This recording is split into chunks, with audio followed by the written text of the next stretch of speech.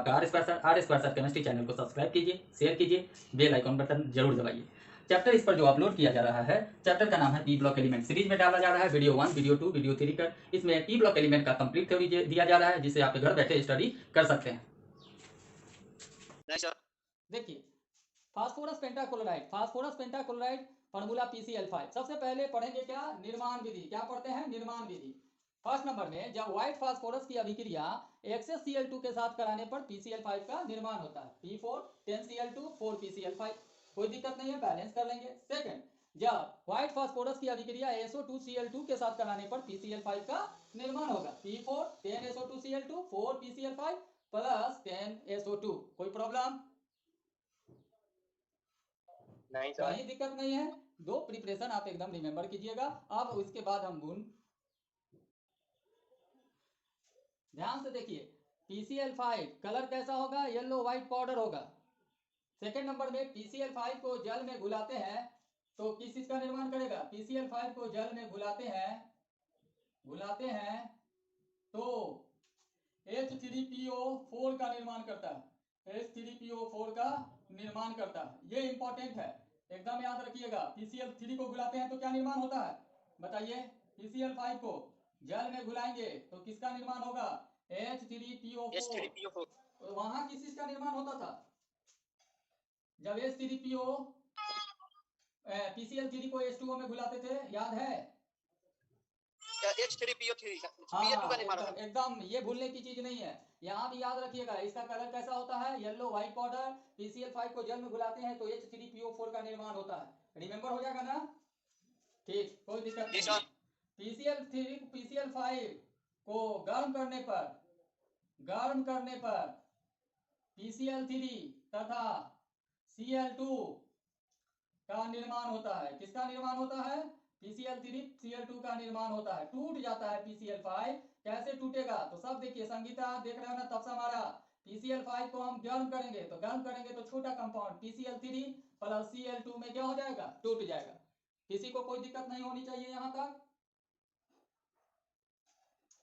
कोई दिक्कत नहीं ना है सर। हाँ जी, H3PO4 का नाम क्या होता है, फॉस्फोरिक एसिड। H3PO4 का नाम होगा क्या, फॉस्फोरिक एसिड। इक बोलेंगे, इसका नाम में आपको दिक्कत नहीं होनी चाहिए, इसका नाम हम लिख दे सकते हैं, ठीक है।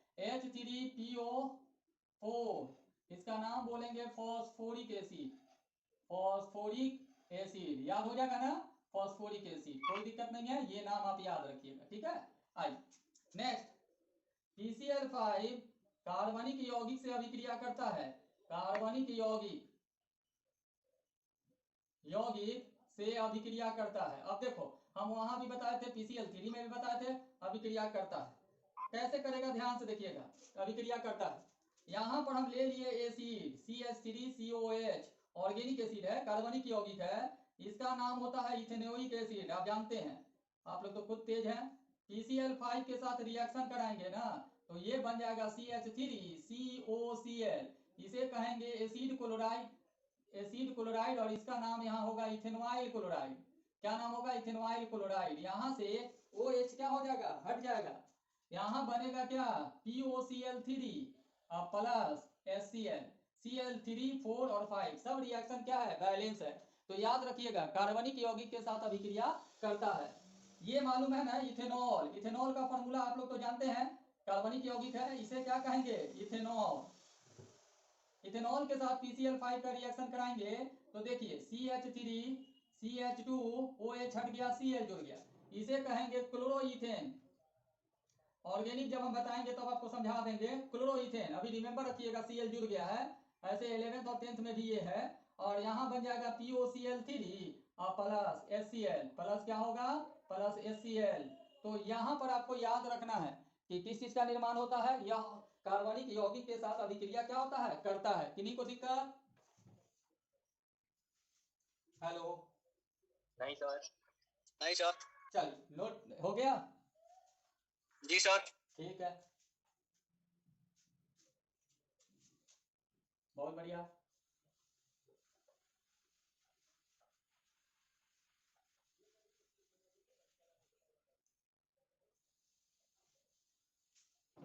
अब देखिएगा PCl5 मेटल, मेटल मीन्स क्या, AgSN, PCl5 की अभिक्रिया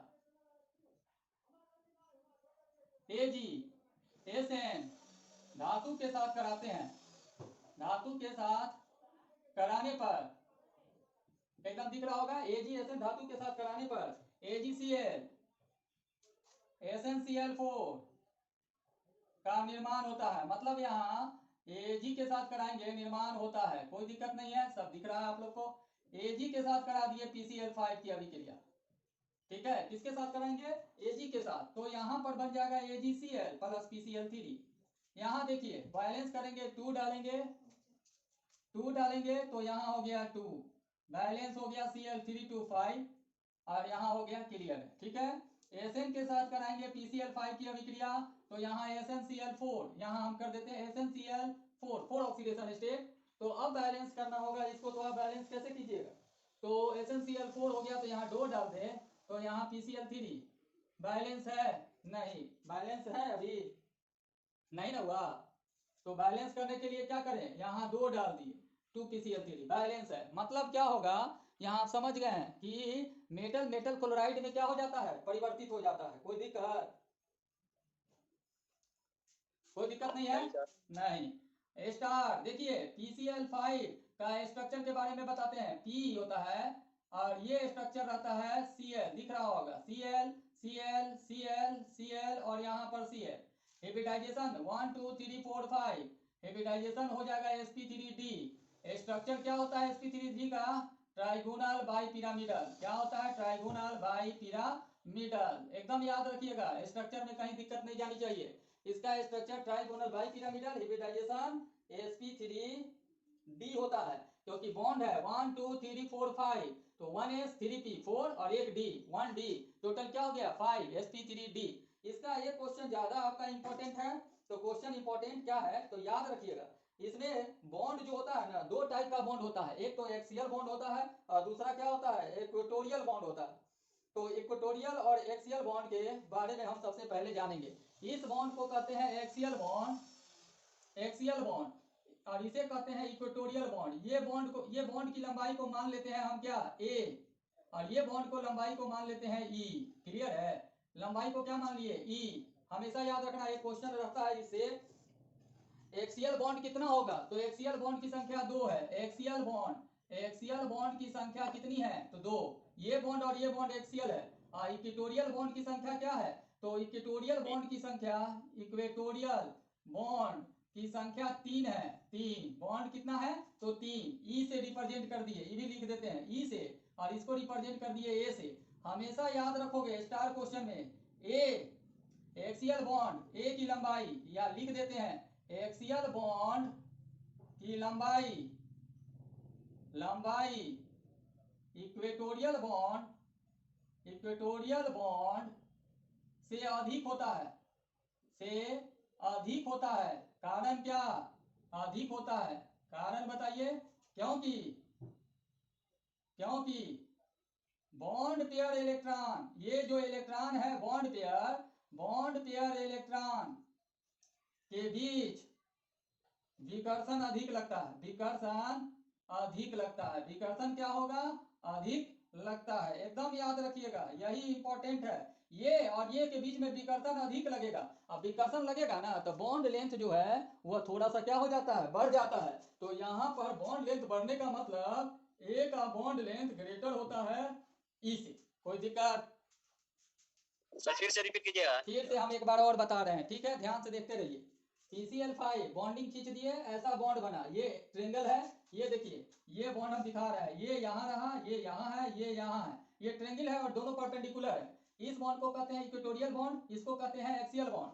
एक्सियल बॉन्ड की संख्या कितनी है, 2 है, और इक्वेटोरियल बॉन्ड की संख्या कितनी है, 3 है, ठीक है। तो इसकी लंबाई जो है ना इससे अधिक होती है, तो पूछेगा क्यों अधिक होती है, क्योंकि इसका बॉन्ड पेयर और इसके बॉन्ड पेयर इलेक्ट्रॉन के बीच में विकर्षण क्या होता है, अधिक होता है, अधिक होता है। बस इतना ही है, कोई दिक्कत है,